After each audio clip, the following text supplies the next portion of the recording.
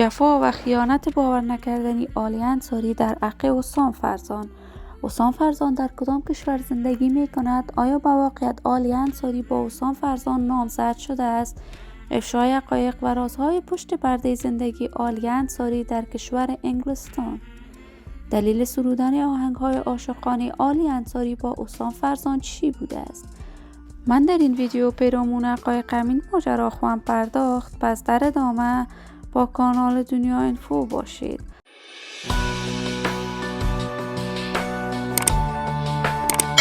سلام و سلامتی ایام و کامتان با شما خوش آمدید میگم و یکی دیگر از ویدیوهای جذاب کانال دنیا اینفو.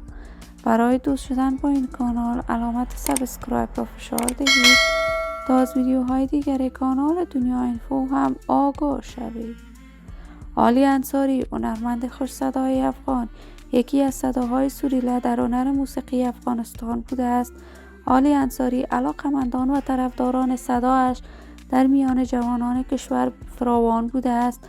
عالی با سرودن آهنگ‌های پشتو در میان هنرمندان افغانستان شهرت و محبوبیت خاصی پیدا کرد.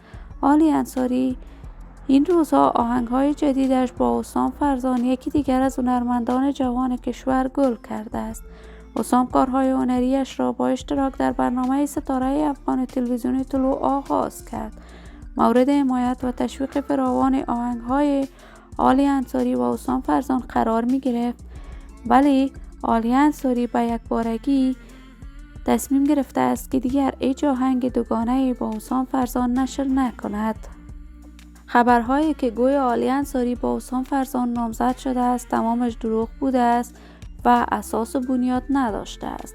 عالی انصاری در انگلستان با 2 فرزندش زندگی می کند. از شوهر اولش جدا شده است و حسام فرزان در رابطه عاشقانه با لیمه امیری قرار دارد. من آرزوی موفقیت، سعادت و خوشبختی برای تمامی هنرمندان کشور خود از بارگاه عزت الله عزال تمنا دارم و در انتظار نشر تازه ترین آهنگ‌های این هنرمندان جوان خواهیم بود. عزیزان و دوستان خوبم، شما هم نظریاتتان را در بخش کامنت با من شریک بسازید.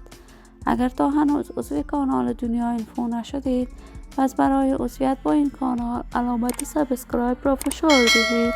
تا درودی دیگر، هر یک از شما خوبان را به علای منان سپرده، موفق کامیاب باشید.